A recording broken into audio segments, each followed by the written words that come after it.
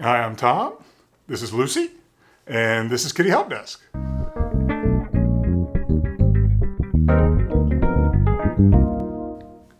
So today I wanted to talk to you a minute about giving your cats access to your bedroom and your bed.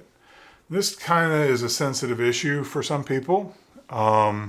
If you are a light sleeper and your cat maybe wakes you up sometimes, or if you are just really a little bit put off by the idea of having maybe cat litter end up in your bed, I get all that. I really do. I really do. But I would like to just make my case today for allowing your cat or cats to have access to your bedroom and to your bed. So cats mainly get their feelings of security from scents. They deposit scents around their territory, their scents, and they develop a family scent that includes humans and other cats, other animals in the house that they interact with. And they deposit that scent around their territory, and it makes them feel like this is home. And one of the big things about the bed or the bedroom is that that's the real epicenter of human sense within your home. Like, it's the only place where any of us spend 6 to 8 hours in like full body contact with a piece of furniture in the house. So that the bed, whether it's got fresh bedding or not, it's still imbued with your scent. And because of that, it represents family and home to your cats. And to not allow them in to participate in that is a hit to their feelings of security and can increase feelings of anxiety. Especially if you close the door to the bedroom at night or you put them in another room where they're put away sort of at night. That can really make them a little bit crazy. So I always recommend that everyone allow them access to the bedroom. Now, for those of you who have problems with your cats waking you up, maybe crawling around on the bed, maybe jumping on you in the middle of the night, I understand. Mina here gets into the bed with me every single night, usually around 4 o'clock in the morning, 3 or 4 o'clock in the morning. And she will just climb on top of me and she will sleep on top of me for the rest of the night. And it wakes me up every night. It does. But I actually enjoy the interaction, and she just purrs and purrs and purrs. And I just, eventually I fall back to sleep pretty quickly. So it's never been that big a deal. And I know to anticipate it now. So it's not something that is upsetting or anything. But if your cat's interacting with you does upset you or make it difficult for you to go back to sleep, then there are some things you can do to kind of help matters. One thing is to provide other sleeping spots in the bedroom that aren't just your bed. So if you have like a couple of cat trees, if you have some windows in the bedroom, put the cat trees near the window and make a big deal about it. Make a big deal to your cats. They won't understand what you're saying, of course, but they will understand the emotion behind it, that this is exciting, these are new things, and they may dismiss them at first. So just persevere, anytime they show any interest in these new sleeping spots, which can be new cat trees or maybe just a folded fleece blanket on a dresser where they can jump up and sleep on it. Even something as simple as that. Just make a fuss about it. Be like, oh, look at this wonderful new thing for you. Let them explore it and let them choose whether they want to use it or not. You can encourage them to use it by putting maybe an old dirty t-shirt, something you've worn recently. Put it over there on there because it has your scent on it, just like the bed has your scent.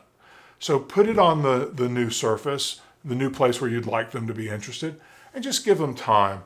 Positively reinforce it when they show interest in it. Give them a little treat or something whenever they go over, or pet them. We sometimes dismiss how much affection can be a positive reinforcer for cats. So just petting them, showing them attention when they show interest in something you want them to show interest in, that's often enough to really encourage them to interact with that area. And so if they show interest in that, then great. Now maybe at night when they come in, they may touch base with you, but they may also just go to this sleeping spot. Miss Lucy likes to sleep at the top of a tall cat tree that I have in the bedroom until it gets kind of chilly. Then she wants to get under the covers. Both of those are fine. But her main choice really has been the top of this cat tree because it feels secure to her and it's a little higher up. So it's probably a little warmer than being down close to the floor. I tend to keep it relatively cool in the house. So, all of those things combined encourage her to choose the cat tree. She and Mina kind of have occasional disputes about territory. And since Mina has always shown this desire to sleep on top of me, then that part of the bed is sort of off limits to Lucy because Lucy has chosen to see that as being off limits to her. Mina has shown Lucy that that's not something she wants to share.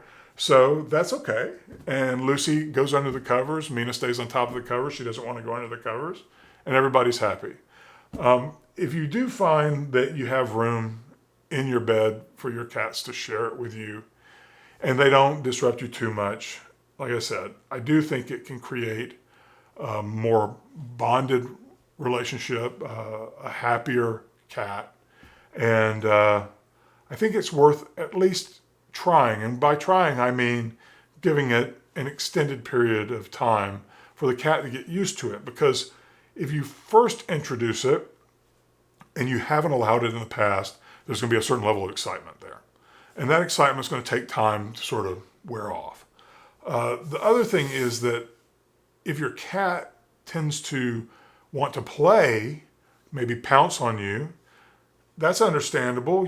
Cats are most active at dawn and dusk because that's the time of day when their prey is most active. So around 5 o'clock in the morning these days, they tend to want to get up and start looking for prey. Their instincts tell them it's time, get up and start looking for breakfast.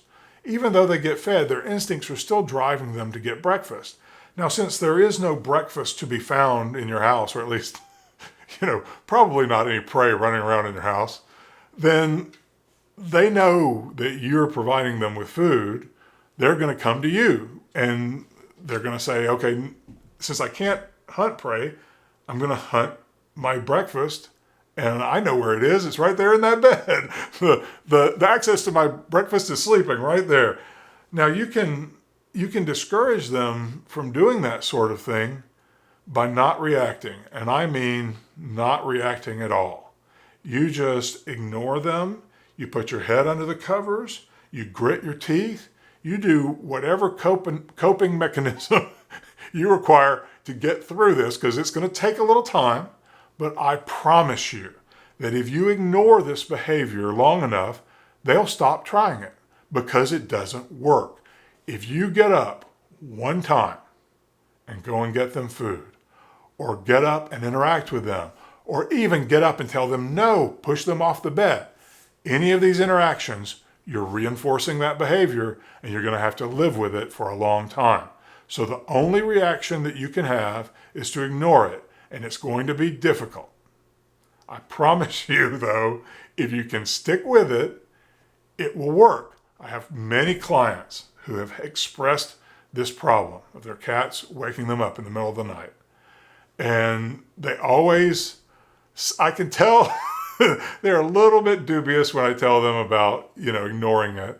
But I promise you, every time I get this email 2 or 3 weeks later, I can't believe it. I got to sleep through the night, because it will eventually work. I promise it works.